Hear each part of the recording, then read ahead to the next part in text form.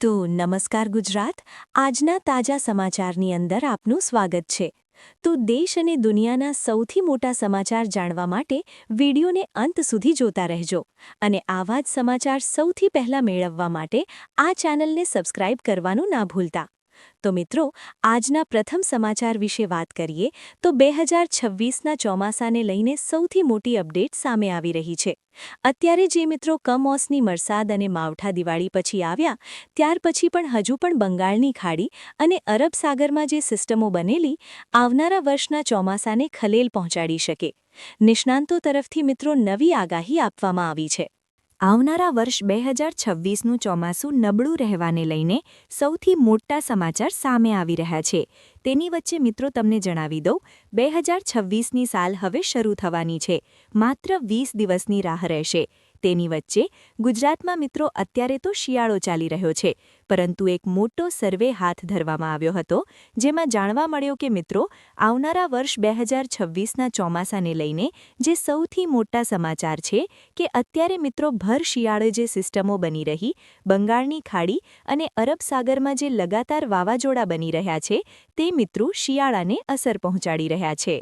તેને કારણે અત્યારે ઠંડી પણ એટલી બધી નથી પડી રહી, ઠંડી પણ ઓછી પડી રહી છે અને આને કારણે મિત્રો જે છે તે કસ અને કાતરા જે જોવા મળે છે હવામાનમાં, તે પણ મિત્રો જે છે તે ખાસ કરીને તે જોતા એવું લાગી રહ્યું છે કે આખી હવામાનની સાયકલ જે છે તે મિત્રો ખોરવાઈ ગઈ છે. અને આ સાયકલ ખોરવાતા એવું જોવા મળી રહ્યું છે, કસ કાતરા કે વાદળછાયું વાતાવરણ કે ધુમ્મસ જે છે તે મિત્રો જોવા મળી રહ્યા નથી. અને આધારે મિત્રો એવું અનુમાન લગાવવામાં આવી રહ્યું છે કે આવનારા વર્ષ 2026નું ચોમાસું નબળું રહેવાના સૌથી પ્રબળ અનુમાન, કારણ કે વર્ષ 2025નું અત્યારનું જે આ શિયાળો છે તે મિત્રો એટલો બધો કંઈ ખાસ પડી રહ્યો નથી, ઠંડી પડી રહી નથી.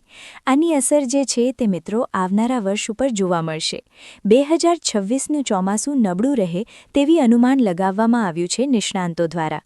મિત્રો, જો કે ઘણી બધી પરિબળો જે છે તે આધાર રાખે છે, ત્યારે તે ચોમાસું નજીક આવશે ત્યારે તેના વિશે વધુ વાત કરીશું, પરંતુ અત્યારનું અગાઉનું અનુમાન એ જણાવી રહ્યું છે કે આવનારા વર્ષ 2026નું ચોમાસું નબળું રહેશે. તો ત્યાર પછીના મહત્વના સમાચાર તમામ ખેડૂતો માટે સૌથી મોટા સમાચાર આવી રહ્યા છે. બોરવેલ નખાવવા માટે એટલે કે ડાર નખાવવા માટે 90%ની સબસિડી હવે આપશે સરકાર. ગુજરાતની અંદર મિત્રો CR પાટીલ દ્વારા મોટી જાહેરાત ખેડૂતો માટે કરવામાં આવી હતી. આ જાહેરાત બાદ મિત્રો ખેડૂતોને ખૂબ મોટો ફાયદો થશે, કારણ કે ખેડૂતોને તેમના બંધ થઈ ગયેલા જે બોરવેલ છે, ડાર છે, તે શરૂ કરાવવા માટે સરકાર 90% જેટલી સબસિડી આપવામાં આવશે તેવી જાહેરાત કરી હતી CR પાટીલ દ્વારા. પાટીલે મિત્રો કહ્યું હતું કે રાજ્યની અંદર પ્રથમ તબક્કામાં 24,000 જેટલા બોર બનાવવાનો સરકારનો સંકલ્પ છે.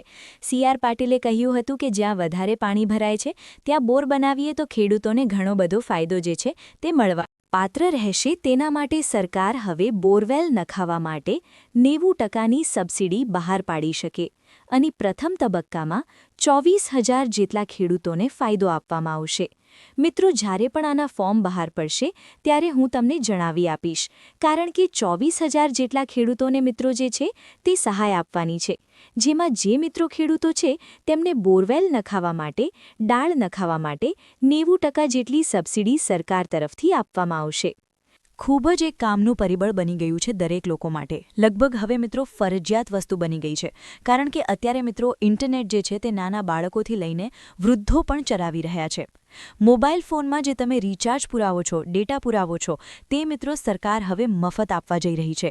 સૌથી મોટા જાહેરાત.